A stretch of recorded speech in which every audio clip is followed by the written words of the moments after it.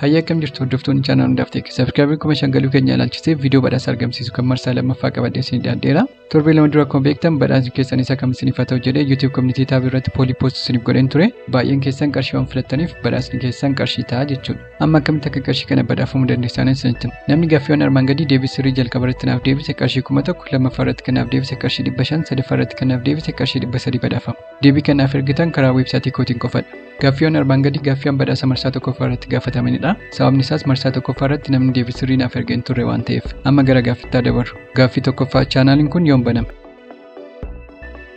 Gaaffii lammaffaa marseetiin hundaaf dubboo maxxansa meeqa qaba akkasumas bara kam hundeeffame? Carraa gaarii.